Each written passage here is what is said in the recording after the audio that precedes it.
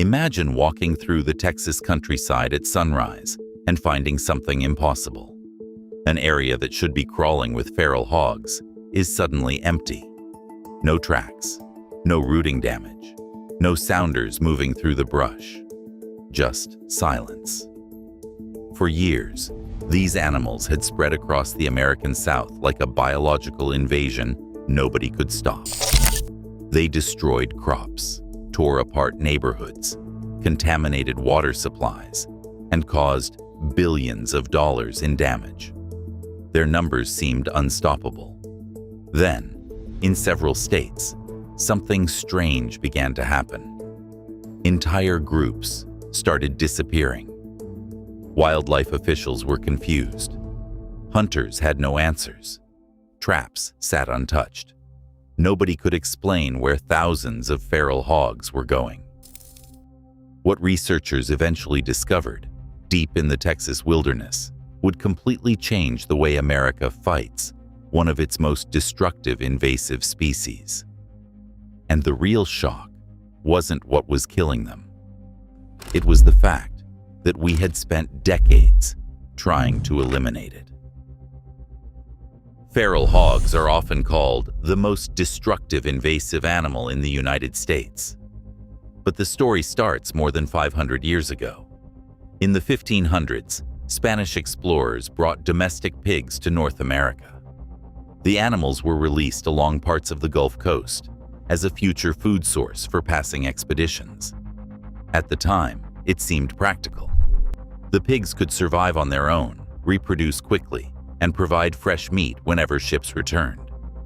Nobody imagined they would become the foundation of a future ecological disaster. As decades passed, escaped pigs spread into forests, wetlands, and grasslands. Then things became even worse. During the late 19th and early 20th centuries, wealthy landowners imported Eurasian wild boars for hunting. These animals were larger, stronger, more aggressive, and far better adapted to surviving in the wild. When escaped domestic pigs mixed with imported boars, a new hybrid emerged. The result was an animal perfectly designed for expansion. They reproduced rapidly. They adapted to almost any environment, and they learned quickly. A single female can produce multiple litters each year, allowing populations to explode in a remarkably short period of time. Within generations, feral hogs had spread across vast regions of the country. Today, millions roam freely throughout the United States. No state has suffered more than Texas. There, feral hogs occupy almost every county, and wherever they go, destruction follows. Farmers often wake up to fields that look like they have been hit by heavy machinery. Entire acres of crops can disappear in a single night. Golf courses, parks, and residential lawns are routinely torn apart as hogs search for food beneath the soil. Their powerful snouts act like living bulldozers. What appears to be random damage is actually deliberate excavation. They dig relentlessly, and the financial cost is staggering. Every year, billions of dollars are spent dealing with property damage, crop losses, infrastructure repairs, and population control efforts. But destruction is only part of the problem. Feral hogs also create serious health risks. They contaminate streams and ponds. They carry diseases capable of infecting livestock and humans. And because they often travel in large groups, their impact spreads quickly across entire regions. For years, wildlife agencies fought back. Hunters were encouraged to remove as many hogs as possible. Large traps were deployed across affected areas. Professional eradication teams were hired. Helicopter hunts became increasingly common. Yet despite all these efforts, populations continued growing. The problem seemed impossible to solve. Then came the reports. Across parts of Texas, Oklahoma, and Georgia, wildlife researchers noticed something unusual. Certain hog populations were shrinking, not slowly, Rapidly, entire sounders were vanishing from areas they had occupied for years. At first, many believed disease was responsible. Others suspected increased hunting pressure. Some even wondered whether environmental conditions had changed. But the evidence never matched the theories. The disappearance continued, and nobody could identify the cause. Researchers decided to investigate. In 2014, a team working in Central Texas installed a network of trail cameras throughout active hog territory. Their goal was simple: find out what was happening. For weeks, the cameras recorded normal activity. Hogs moved through the area. Piglets followed their mothers. Nothing seemed unusual. Then the footage changed everything. The cameras captured an animal nobody expected. Not a mountain lion, not a wolf, not even a large predator. The culprit was a coyote. At first, researchers assumed they were simply scavenging. Coyotes have always been opportunistic feeders. Finding them near hogs was not surprising. But when scientists reviewed more footage, a completely different picture emerged. These coyotes were hunting, and they were doing it with remarkable precision. The attacks followed a pattern. Coyotes approached from downwind. They stayed low to the ground. They waited patiently, sometimes for long periods. Then they struck only when conditions were perfect. The target was almost always the same: piglets. When a mother hog moved away from the nest, the coyotes acted. A lookout remained behind. Others rushed forward. The weakest piglet was identified instantly. Within seconds, it was gone.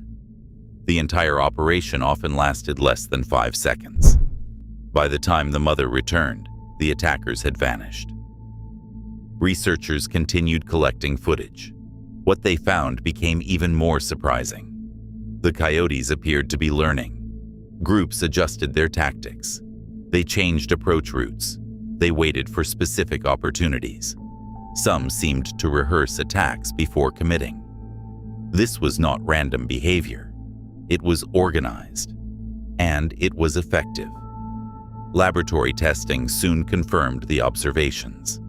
Piglet remains repeatedly appeared in coyote diets. DNA evidence supported the findings. Across multiple regions, coyotes were removing significant numbers of young hogs before they ever reached adulthood. For the first time, scientists realized something important.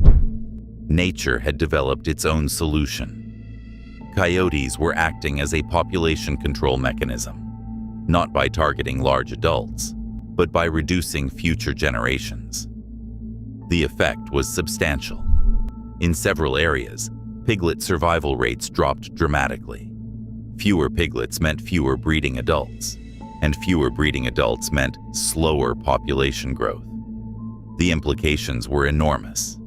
After decades of expensive control programs, one of the most effective tools had been operating unnoticed. Yet this discovery revealed another problem. For years, many states had actively encouraged coyote removal. Bounty programs rewarded hunters. Predator control initiatives reduced local populations. Thousands of coyotes were eliminated annually. The assumption was simple: fewer coyotes meant fewer problems. But nobody had considered the connection between coyotes and feral hogs. When researchers compared population data, the pattern was difficult to ignore. Areas that lost large numbers of coyotes often experienced dramatic increases in hog populations. The very animal helping control the invasion had been treated as the enemy. In some regions, hog numbers surged after aggressive coyote removal efforts. The consequences were immediate. More piglets survived. More adults reached breeding age. And the cycle accelerated once again. Wildlife managers suddenly faced a difficult reality. Their strategy needed to change. Modern control programs now focus on multiple approaches working together. Advanced smart traps, allow entire sounders to be captured at once. Aerial operations target remote populations. Landowners coordinate efforts across large areas. And increasingly, wildlife experts recognize the importance of maintaining healthy predator populations. The goal is no longer to fight nature, it is to work with it. Because the most shocking part of this mystery was never the disappearance of the hogs. It was the discovery that the solution had been there all along, hidden in plain sight. For decades, millions of dollars were spent battling symptoms while nature quietly addressed the cause.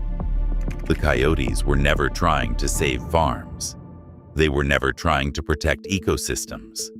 They were simply adapting, doing what predators have always done, finding opportunity where it exists.